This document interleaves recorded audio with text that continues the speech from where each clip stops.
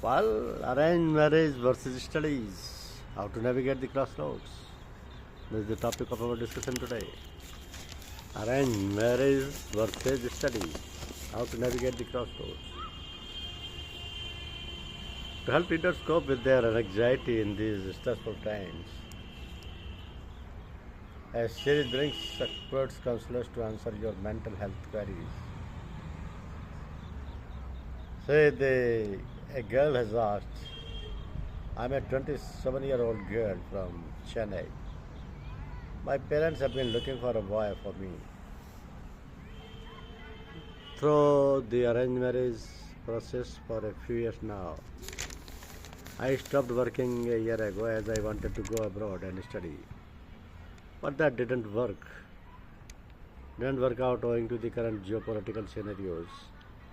I feel pressured as my parents think my ticking biological clock makes it important to get married first. I'm at a crossroads. I have to either choose a boy to get married or study further. I feel underconfident while talking to prospective grooms as my career is at a standstill. How do I work on my confidence? I can afford to freeze my eggs, but do I really have to choose between study and marriage? So the answer is I'm sorry the plans for further studies didn't work out. In an ideal world, we would be able to have our cake and eat it too. Marriage, studies, work, and other dreams would not have to be mutually exclusive. I understand the pressure and urgency to make a choice and follow timelines, but you don't have to decide your whole life at 27. Marriage and education are not inherently incompatible. What matters most is when and with whom and under what conditions the choices are made. You can ask prospective partners how they would support your ambition. As women, we inhabit different identities. We are so much more than where you currently stand on your career. So, taking a break because plans didn't work out does not mean a failure. Reflect on what you offer to relationship and the world beyond professional milestones. Qualities such as kindness, commitment, loyalty, and respect, and the ways you show up as supportive, communicative, and reflective. These are part of you that make a meaningful partner.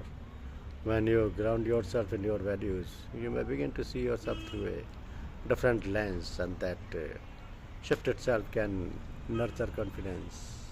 All the best. Another case is I'm a class 8 student from Rajasthan struggling with overthinking. Religion has always been a part of my life, but I am starting to question it now. I think of how there is no real proof that God exists. The only thing keeping me from atheism is how living things can move, think, and perform action, while non living things cannot. Even when there is nothing to worry about, I keep thinking, if there truly is no God to judge us, then what happens when we die? The fact that everything we know of would not exist if not for a simple glitch in evolution really bothers me also, or strongly when I am overwhelmed by a single emotion, such as if I am about to laugh or I am feeling attracted towards the opposite gender.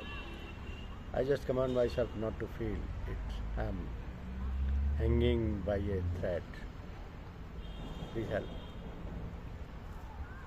Questioning big idea is not a sign that something is wrong with you. The answer is as a part of growing up and finding meaning in the world, what stands out more than the questions of God or religion is your fears. The uncertainty and overwhelm that comes with a going back and forth between different ideas.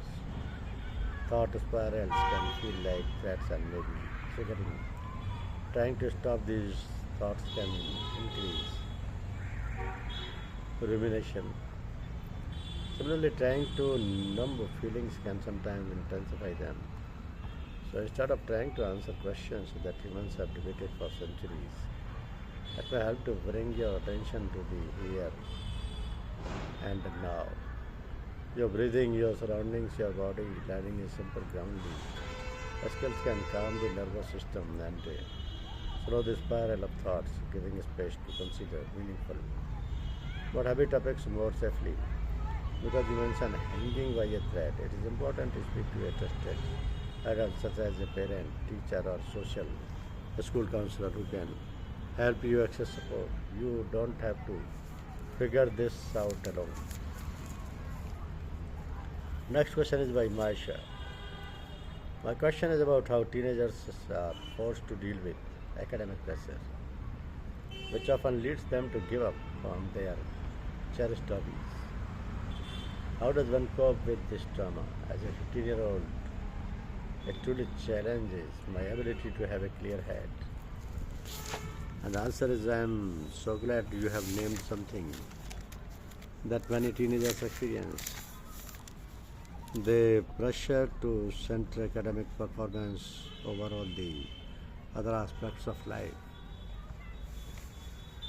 So, being human is not just about studying and learning, it is also about play, creativity, rest, and joy. Over time, giving up hobbies and interests can feel like losing parts of yourself which understandably affect your clarity and well being. So, remember, hobbies are not distractions from learning, they are often what helps the brain recover, regulate emotions, and stay resilient under pressure. So even small regular pockets of time, 10 minutes of music, movement, drawing, or reading for pleasure can act as anchors during stressful times. Learning how to balance academic work demands with care and time for yourself is a skill that will come in handy beyond your school, college exams. So perhaps you can work with a trusted adult on figuring out what this balance looks like for you. Being able to hold on to cherished hobbies is not just about enjoyment, it's a way of staying connected to who you are even under pressure. You got this? Thank you. Thank you very much.